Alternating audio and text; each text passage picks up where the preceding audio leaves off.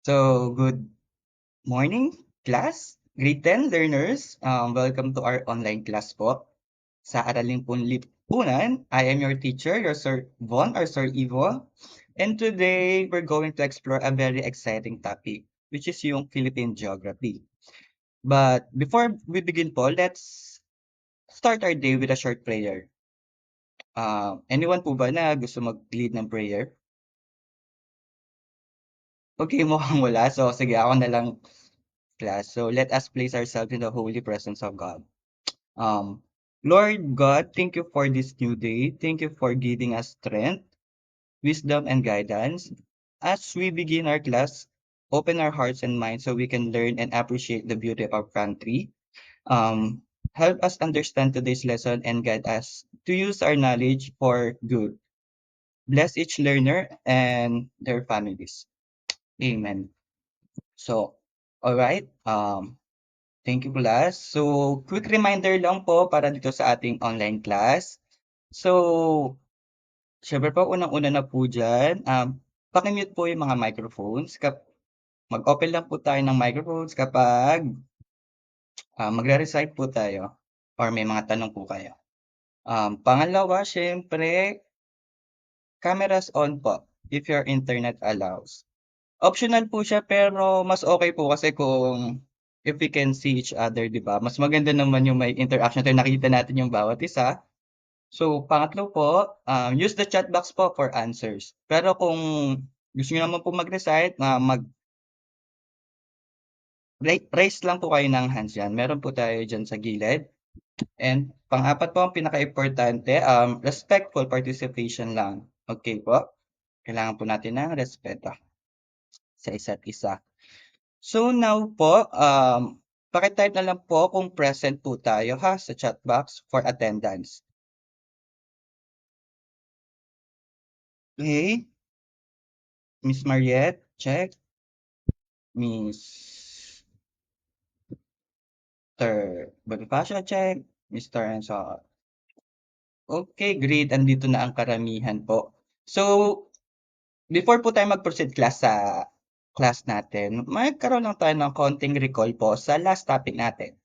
So, before we jump into the Philippine geography po, let's have a quick recall of our previous lesson about Philippine history. So class, last time, we talked about important events and influences that shape our country. Mula po sa panahon ng mga ninuno, Spanish period, American period, hanggang sa pagbuo ng ating bansa after independence. So to check your memory po, paki-type po sa ano, diyan po sa chat box natin, one historical event that we discussed last meeting.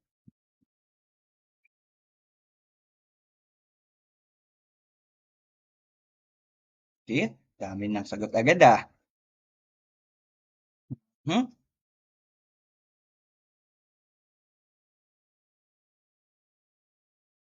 Okay, class, great answers po. I see galleon trade, ano pa 'to? Spanish colonization, yes. Ano 'to isa? EDSA Revolution. Okay, Independence Day. Okay po. Very good, class. So, class, Philippine history teaches us where we came from. Tama? While Philippine geography will help us understand where we are now and how our environment shape our identity as Filipinos. So now that we refresh our minds, let's move forward. Okay, ang galing dami niyo na ring, buti may mga natutunan kayo sa history. Okay. So next naman class, before we start the formal lesson, let's watch a short video about Philippines. Okay, may present ako sa inyong video and then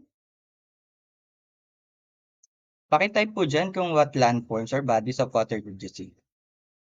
Okay, yung video na ipapakita ko is medyo panahon pa na siya ng pandemic, pero okay lang yan. Ang importante mag-focus tayo class sa mga makikita nating mga lugar diyan, mga bodies of water, mga landforms. Okay, eto na.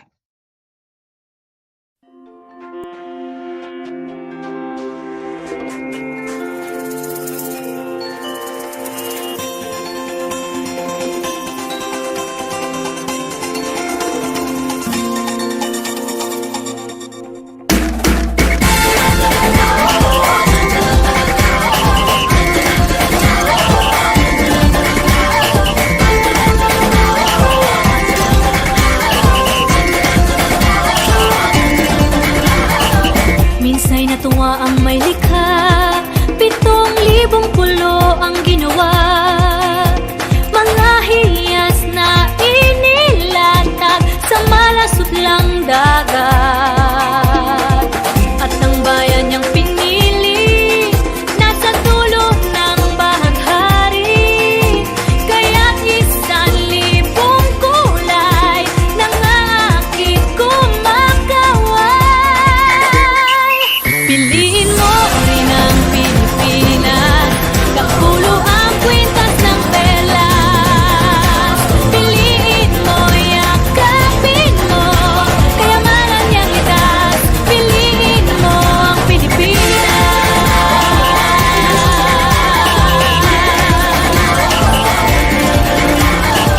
Kasayahang di mapatid, ramdam sa bawat awit. Sama sisig lang indah, mga puso'y lumilipad. Piliin mo rin ang Pilipinas, kapulo ang kwintas ng perlas. Piliin mo, yakapin mo, kayamanan niyang likas. Piliin mo ang Pilipinas.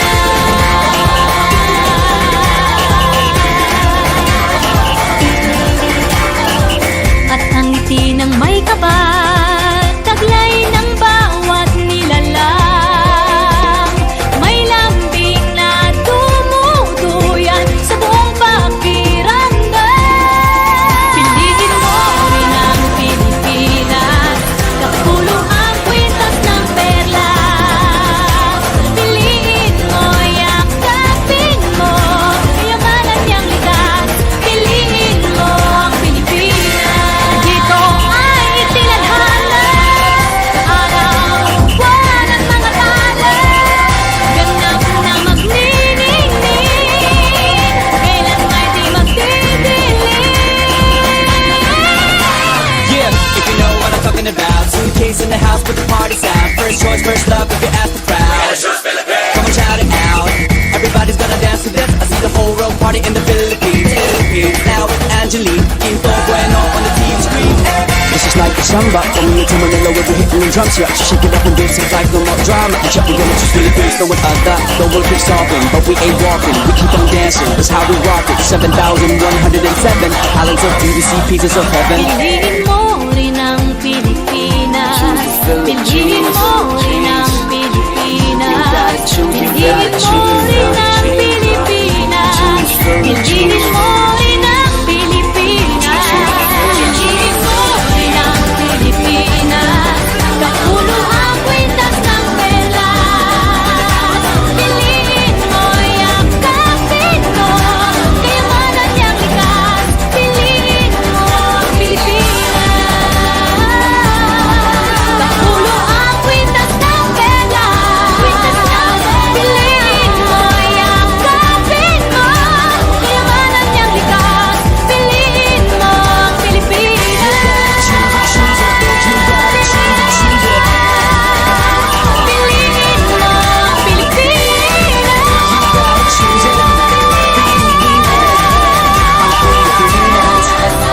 Piliin mo ang Pilipinas.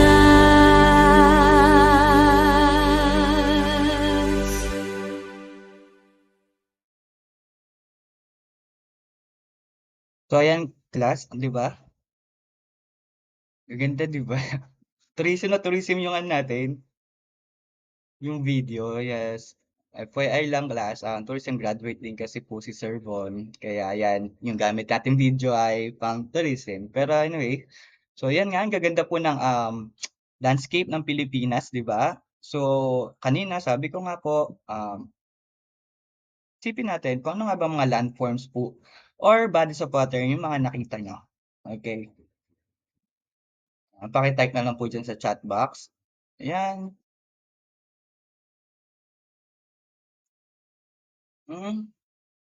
Okay, very good, class. Okay, mention kayo ng mga mountains. Tama. Beaches. Tama. Rivers. Yeah. Seas.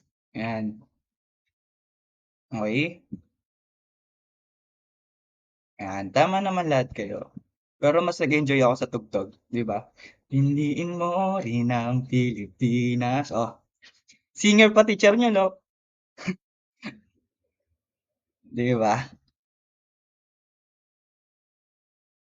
So, to warm up, let's have a quick activity. In one word, um, describe the Philippines.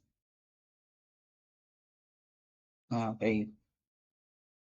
Yun lang, time mo lang describe nyo ang Pilipinas para sa inyo. O, walang politika ha, basta about sa geography ng Pilipinas. Anong masasabi niyo sa Pilipinas? Huwag niyo namang ilagay ng puro kurako tsaka yung mga flood control. Basta about sa tsura ng Pilipinas, yung mismong geography ng Pilipinas. Okay? Ha?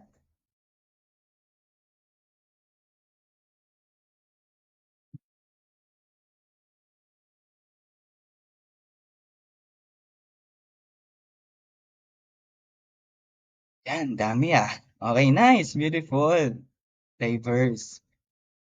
Okay, nakakamiss ah. Okay, sige.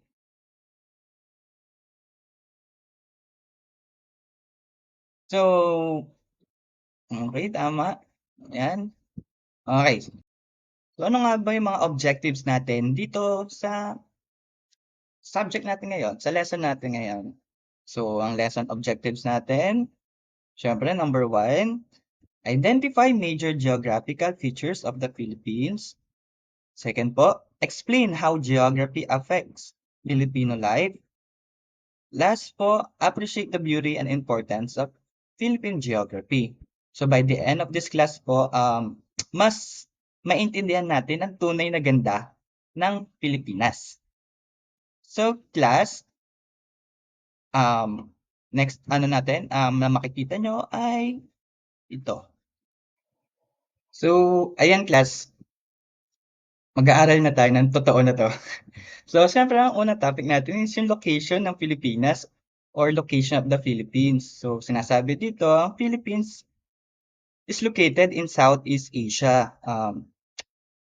Its absolute location is between 4 degrees to 21 degrees north latitude and 116 degrees to 127 degrees east longitude. Yan, makikita niyo yan dyan sa mapa na aking present po. So now class, what does this tell us? Tingin nyo,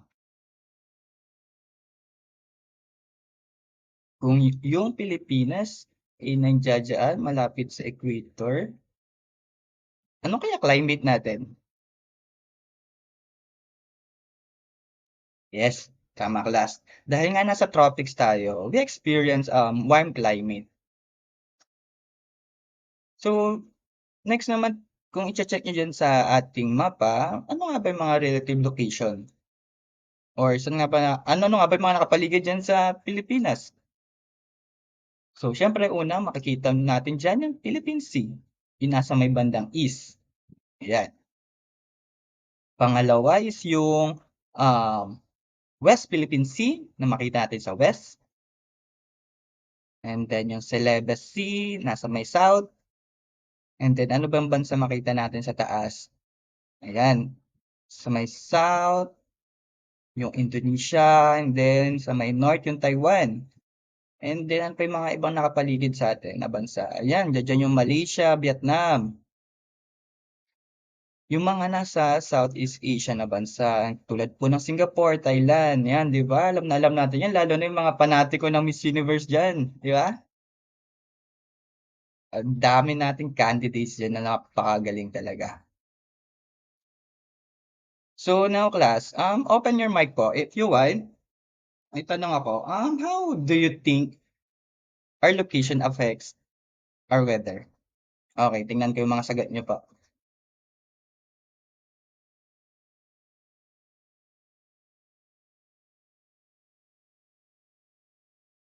Okay?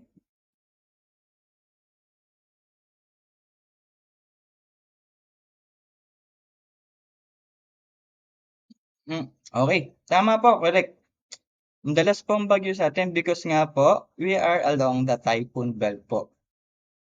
Typhoon belt. Okay. So, ano ba yung typhoon belt, 'di ba? Kasi ang Pilipinas daw po ay part po siya ng, Pacific Typhoon Belt. So, this means na yung bansa natin ay nasa, um, daanan po ng maraming bagyo. In fact po, ang mga around 20 typhoons po ang pumapasok sa Philippine Area of Responsibility every year. At mga 8 to 9 po dito ang mga tumatama sa lupa. So, bakit ba tayo, madalas tamaan ng bagyo? Kasi po, nasa tabi tayo ng Pacific Ocean. Okay? Specifically po, yung Northwest Pacific, kung saan po maraming malalakas na bagyo ang nabubuo. So, kapag mainit ang tubig sa Pacific Ocean po, nagpo-form ang low pressure, tapos umiikot po ito. And eventually, nagiging tropical depression, storm, o typhoon. At dahil nasa path nga po tayo, di ba? Dumadaan talaga sila sa atin. So, class, ano nga bang epekto nito sa atin, 'di ba? Sa tingin niyo, class, anong epekto po nito sa pamumuhay ng Pilipino sa atin? Hmm, yes, tama. Dahil nga maraming bagyo dito sa Pilipinas, eh di yun, marami pong pagbaha talaga. Tapos may mga ah, politiko pa tayo na ginagamit lang yung pera natin. Oops, si flood control, 'di ba? Tayo yung mga kawawa diyan eh. Pagbaha, alam mo, hindi naman problema ng Pilipinas yung lugar talaga natin sa pagbaha. Kasi nakokontrol po natin yan eh, sa paraan nga ng mga flood control. Pero ang problema talaga natin dito is yung, kayo nang bahala mag-isip. So yun na nga, ano pa ba yung magiging sanhi ng ganitong typhoon sa atin? Siyempre yan, landslides, tapos apektuhan din po yung mga estudyante kasi lagi may suspension of classes. Yan, maapektuhan din yung agriculture, mga kabuhayan po, at mga infrastructure. 'Di ba? Ang dami talagang perwisyo na dudulot kapag hindi tama yung anyways, basta gano'n siya class. So, kaya importante po na lagi tayong handa. Lagi tayong nakikinig sa mga weather updates, 'yan. At alam po yung mga safety measures. So, yun, tayo na lang mag-adjust sa kanila. So, again, class, remember po, the Philippines is part of the typhoon belt. Kaya natural po talaga na madalas tayong binibisita ng bagyo.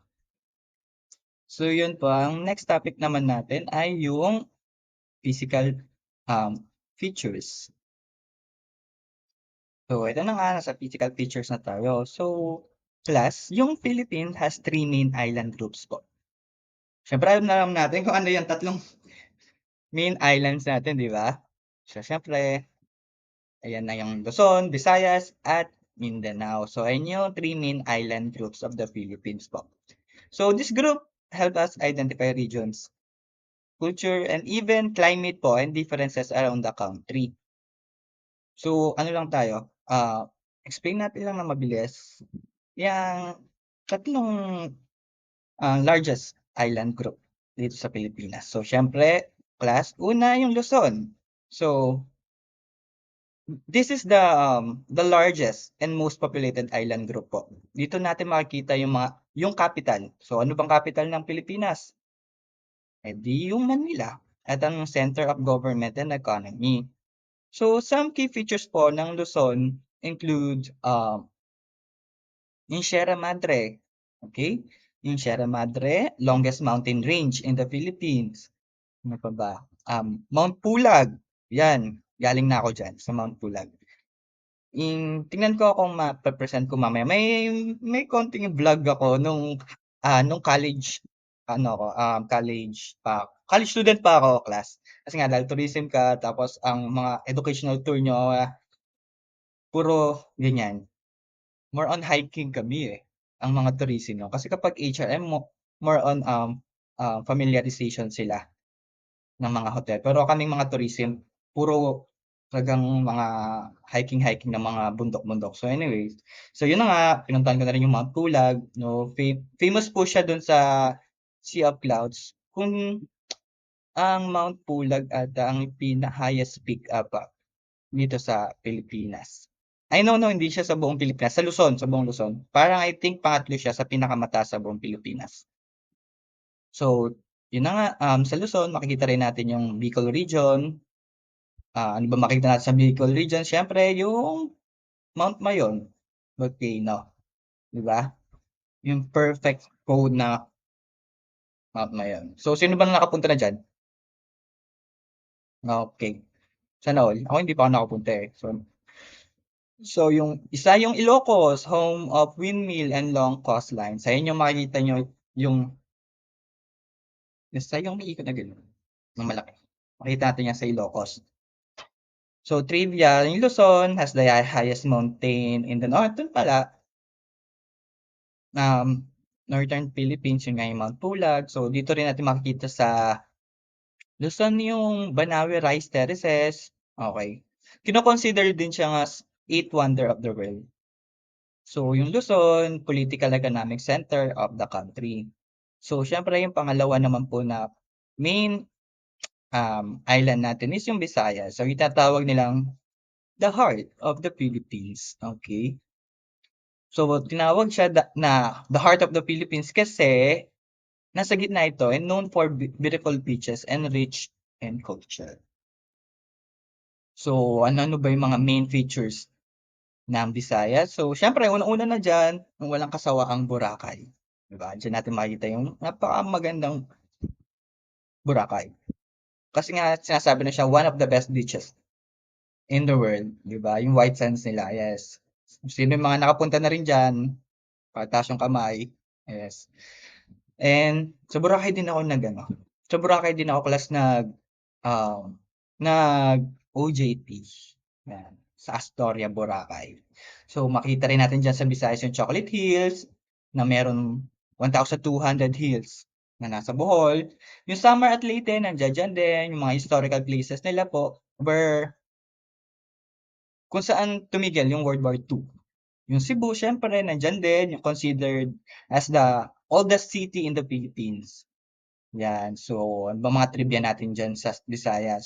Sa Cebu, trivia natin diyan una nag-land si Magellan. Yan. Dun din po yung where Lapu-Lapu defended the islands, 'di ba? Diyan sila nag-away. So yung Visayas din po has the country's clearest water. Wow, sana all. Ideal 'yan for diving. Then ano pa ba? Yung Ati-Atihan and Sinulog Festival class diyan din sa region na 'yan. So yung pangatlo is yung Mindanao. Ano bang tawag sa Mindanao? The Land of Promise. Oh, 'di ba? Finally, we have the Mindanao, 'di ba? Tinatawag ngang Land of Promise because of its fertile land, rich forest, and natural resources. So, ano ba yung mga features diyan sa Mindanao class? Siyempre, una-una diyan yung Mount Apo, 'di ba? Highest mountain in the Philippines. Maria Cristina Falls, powerful 'yan sa waterfalls. Generate yan ng electricity. Yung Davao, home of the Philippine Eagle and Durian. Ano ba makita diyan? Yung Bukidnon class, known for pineapple plantation and cool weather. So, trivia natin diyan sa Mindanao ay yung Mindanao supplies more than 40% of the country's food. Okay? Due to its fertile soil. Oh, di ba? The Philippine eagle, one of the rarest and strongest eagle in the world, lives mostly here. So, in Davao City is one of the safest and largest cities by land area. Di ba? So, class, so yung Philippine is just 7,641 islands. These islands are organized into Luzon, Visayas, and Mindanao, each with its own landform, culture, language, and natural resources. So these three island group help us to understand how diverse and rich our country truly is. So now, let's explore the physical features na po. Di ba? Ang dami kong sinabi, pero at least natuto. Di ba? Nagkaroon ng trivia. So the Philippines has three main island groups nga po. Ulitin ko, Luzon, Visayas, and Mindanao. So, yan na nga mga nabanggit ko halos nabanggit ko na rin pala halos lahat like yung mga mountains nila, like yung volcanoes, yung lake po, yung sa lake like yung Laguna de Bay ng Taal Lake, yan yung mountains, yung mga Sierra Madre, 'di ba? Usong-uso sa Sierra Madre. Yung mga rivers like yung sa Cagayan River, yung seas is yung sa West Philippine Sea, 'di ba? So, class, sa lahat ng sinabi ko, paki-type po sa chat box. Ano ba yung mga sikat na landform sa region nyo? Okay, babasa ko. Yan, tama. Oh, may mga taga ano pala, mga may mga taga Visayas pala akong estudyante, ah. Okay. Nice answers po. That shows our country's natural diversity, 'di ba? So, next natin ay yung climate and human environment interaction. So, alam niyo naman class, na dito sa Pilipinas, we experience two main seasons, 'di ba? Ayun lang yung dry season and wet season. Pero class, sabi ng Pag-asa, hindi lang daw dalawa ang meron tayo. We actually have four climate types, 'di ba? So, let's review each type po in a simple way na lang. So, sa type 1 po, ito yung dry from November to April. And then wet naman po siya the rest of the year. Usually found in western part po ng Philippines. Example po niyan yung Ilocos, Palawan. Kaya dito class, malakas ang habagat at bagyo, lalo na sa mga rainy season. Yan. Di ba isipin nyo, November to April, dry siya, and then the rest, hmm, ano na, tag-ulan na. Diba? Yun yung type 1. And then sa type 2 po, no dry season talaga. Rainfall throughout the year. So, very wet. Very wet. Pangit pakinggan. Basta.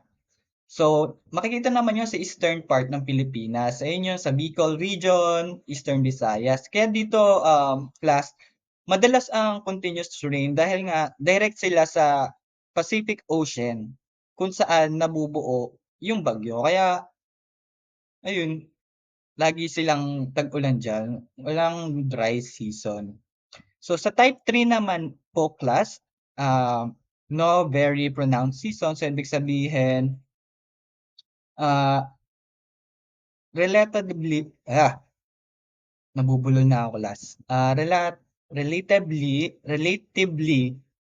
dry po from November to April, tas rainfall siya the rest of the year. Makikita yun sa part ng Luzon at Visayas. Ito yung medyo balance lang, hindi sobrang dry, hindi rin sobrang wet na season. Nagets po ba? Ayun siya.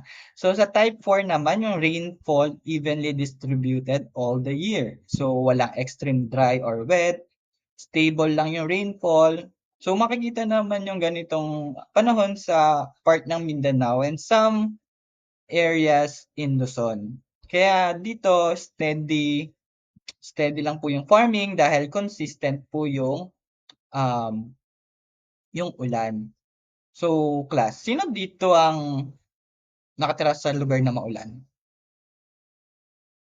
Paki-type rainy o pag maulan sa inyo. Tapos, sino naman yung nasa lugar ng dry and hot? Paki-type po sunny naman. Tingin ako.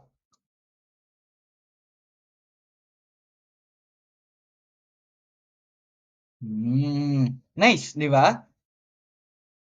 Ang dami nating iba't ibang climate dito sa class. Okay? That shows na how diverse our country is, di ba? So, okay. So, tanong ko naman, so why geography affects livelihood, di ba? So, no class, let's talk about human-environment interaction. So, ibig sabihin nito, how people adapt to or use their environment, di ba? Ang geography kasi class ng isang lugar, mountains, ocean, rivers, climate, ay sobrang nakakaapekto sa kabuhayan or livelihood ng mga tao. So, bakit? So, unang-una diyan yung mga nasa bandang coastal areas, 'di ba? Ano bang trabaho diyan sa coastal areas, 'di ba? Kung malapit ka sa dagat, natural na fishing ang main livelihood mo. Bakit? Kasi may access sila sa fish, crabs, seaweeds, at marine resources, 'di ba? Kapag ikaw like kunyari sa Bataan, peninsula ang Bataan, 'di ba? So, nakabuntot ang Bataan sa Luzon, nakabuntot kasi classified peninsulain yung buntot. Nakabuntot ka diyan. May tatlong part na dagat yung nakapaligid sa inyo. So, sa Bataan, ang main na livelihood nila sa Bataan ay fishing, 'di ba? Like kahit din sa Pangasinan, fishing din yan. Kasi yan yung mga malalapit sa karagatan natin. Kaya mas may access po sila sa mga fish, crabs, ganyan, etc. etc. So next naman is yung mga nasa mountain areas. So sa mountain areas, ano bang livelihood natin diyan? Farming, syempre. Sa bundok kasi, malamig ang klima at fertile po yung mga lupa. Perfect siya para sa mga crops like vegetables, strawberries, at fruit crops. So, yun na nga. Ako class, sa Baguio kasi ako nag-aaral nung college. So, tumira ako sa Baguio. So, bundok yung mountain area. Ano siya, part siya ng car. 'Di ba? So, talaga, merong strawberries, yan. Pero class, ang strawberries hindi sa Baguio talaga yan Ang strawberries galing yan sa La Trinidad, Benguet. Okay. So, kaya maganda magtanim sa mga mountain areas. So, sa mga plains naman, syempre, ayun naman yung mga agriculture naman tayo dyan. Flat land means easier farming. Kaya dito madami tayong palayan, maisan at farmland. No? Tulad na lang po class sa Nueva Ecija. Diba? Diyan talaga yung pangunahing ah, kung saan nagtatanim ng palay. Kasi nga malalawak yung lugar dyan. Tsaka magandang lupa sa Nueva Ecija. So, sa mga urban areas naman, siyempre sa urban areas, dahil maraming tao dyan, di ba? Business and services talaga ang mabibigay nila dyan. Sa cities naman kasi, class, maraming buildings, malls, yan, offices. So, yung livelihood dyan is more on business, transportation, sales, and services. So, yan, pagpunta ka sa mga Manila, di ba? Wala naman kayo masyadong makikitang, ewan ko lang pero I believe, nag-work din ako sa Manila, wala akong nakitang bukid dun. Okey, kung meron man sa bandang Bulacan ko na nakita yung mga bukid-bukid na yan. Pero sa Manila puro mga matataas na building lang, sobrang congested na sa Manila. Kaya ayun, hindi mo rin gugustuhin sa Manila kung lumaki ka talaga sa probinsya kasi maninibago ka talaga. So, students, isipin niyo, anong livelihood ang common sa lugar niyo?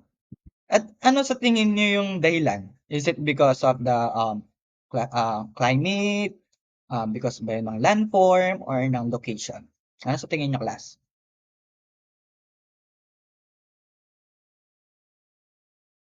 Hmm, okay, 'di ba? Your answer will show how geography shapes the way people live, 'di ba?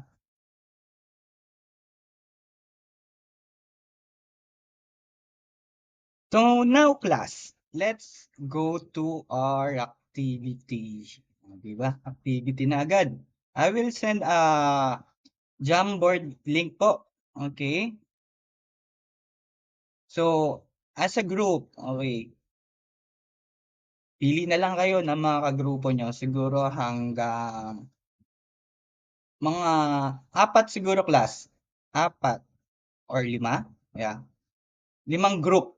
Okay. So, hati-hatiin nyo na yung classmate nyo. Hati-hatiin yung classmate. Hindi, I mean, kayo nang bahala, class, kung sino ang gusto nyo kagrupo para wala na tayong sisiyan. Okay? So, basta 5 dapat kayo, okay? So, sa activity natin, as a group, create a digital minimap po showing one landform, one body of water, one climate feature, and explain in one sentence how it affects Filipino life. Okay? Bibigyan ko po kayo na I will give you 5 minutes. Okay? Dali lang yan. So, ga-guide ko na lang po kayo. Tanong nyo na lang sa akin. Doon sa pinaka chat box natin, pwede kayo magtanong sa akin. Okay? Okay, ready, go!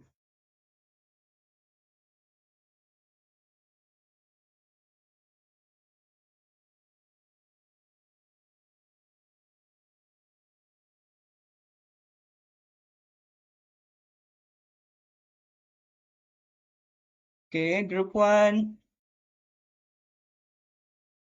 I like how you use pictures. Okay? Nice layout po. Okay, patingin lang sa ibang group. Okay, tingnan gawa niyo group 2. Hindi pa tapos? Okay. Yan na. So, okay, your explanation is clear. Okay, good job.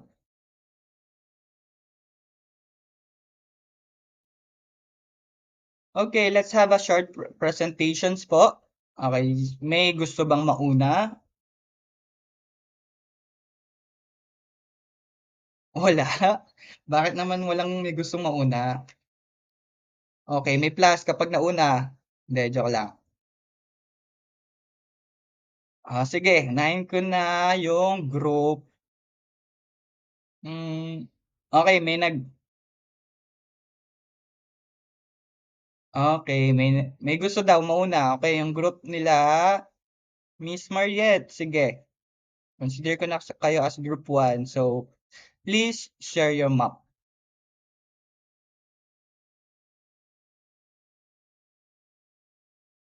Okay, thank you. Very nice. Ang ganda. Okay, next po, group 2. Okay, your turn. Ganda. Great job, class.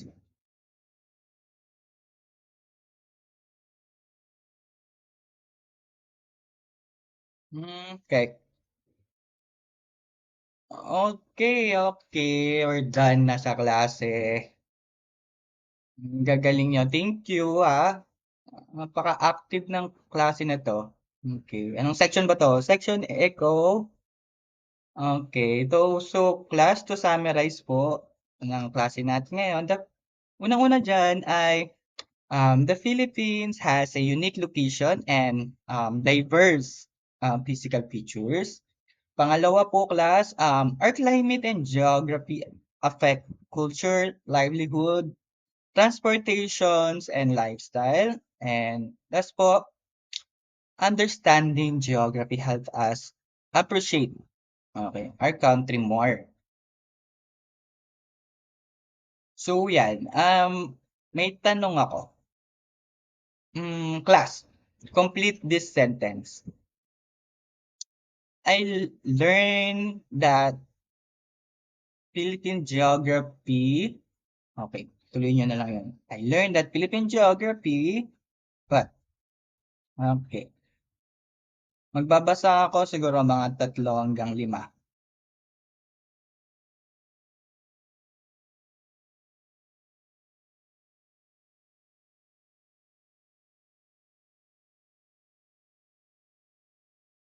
Okay, class, very good po. Galing. Ang daming natututunan. Okay, so now po, please answer our 5-item quiz po. I'll send po the link in the chat box po. May quiz tayo. Ano lang naman? 5 items lang naman siya.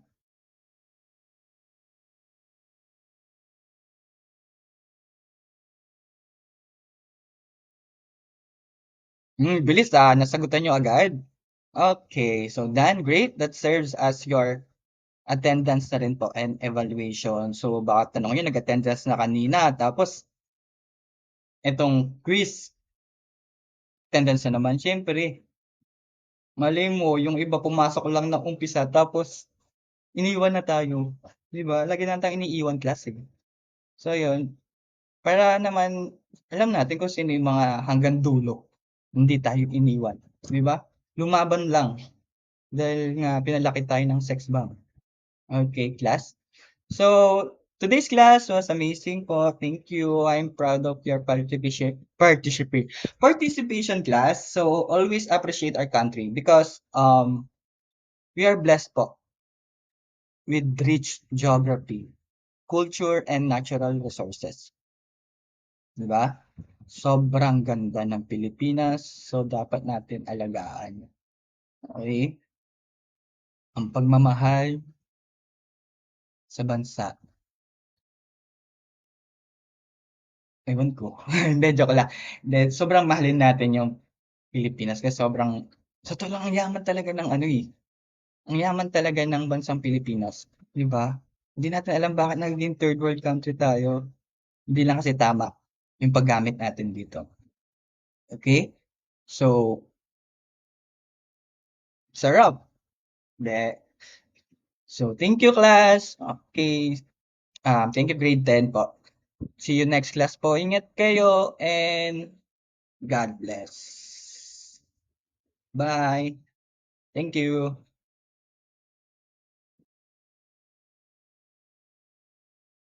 So, bago pa lang lahat, class, sorry.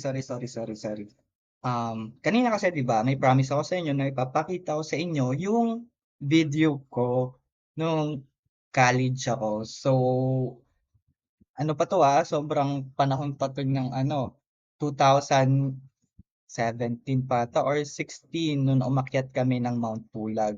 Tapos nagmi-mini vlog na ako nun. 'Di pa uso si vlog nun, pero nagba-vlog na ako. So, ayan makita niyo yung quality, um, mababa lang. Tapos may mga medyo pangit na words na ako nabanggit doon. Sobrang ganda ng lugar. So, rated SPG. Hindi, joke lang. So, eto, pe-play ko lang siya and then, bye-bye na. Yun lang. So, thank you. Bye. Enjoy class. Start na po kami maglakad. Start na. Mag-start mamaya. Makikita nyo ang taas. Bye.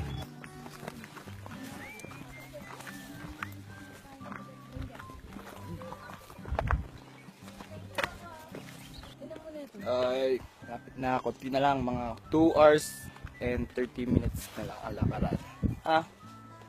Hi! Labs! Labs! Tingin nga kayong dalawa. Labs. Hindi, nandito na kami sa may Camp 1. Pahinga lang ng konti. Hi, Camp 1. Hi, Labs! Labs! Hi, Labs!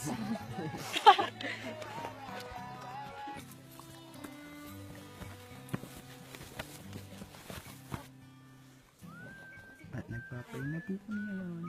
Hi, Camille. Oh, Hi ka. hi. Last night na to.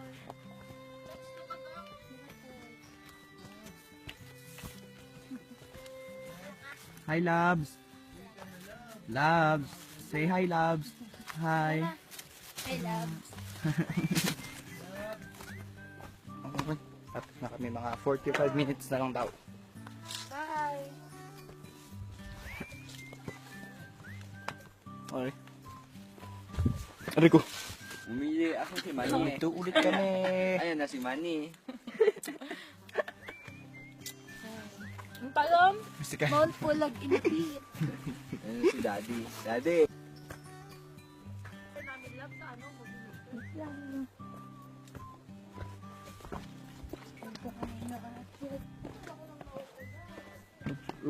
Shit.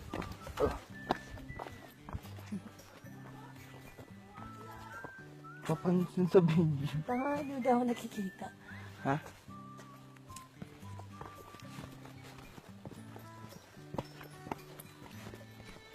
Ako 81. Ay, video.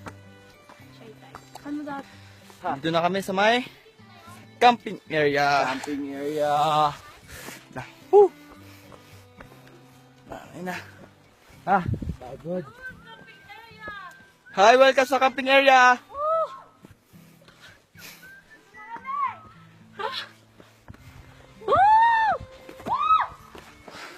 Tangay na. Shit, ang ganda oh. Savage.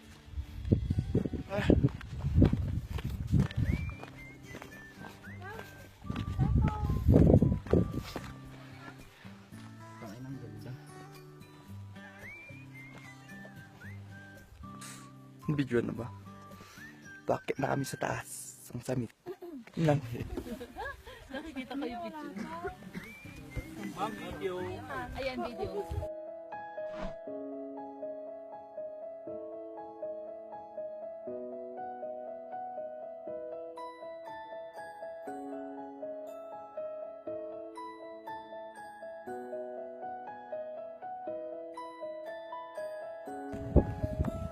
Morning! Good morning Mount Pulag. Dito na kami.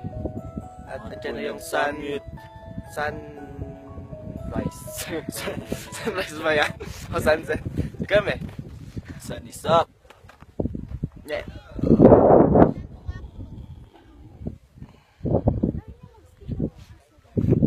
Hi. Or na-off yan. Pababa na kami.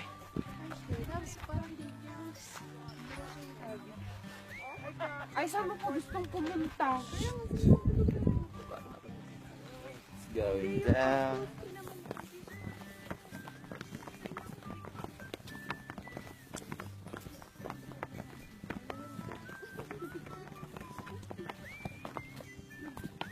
Yes, dito na kami ulit sa Camp 2. Pabalik. Ari ko. Oh.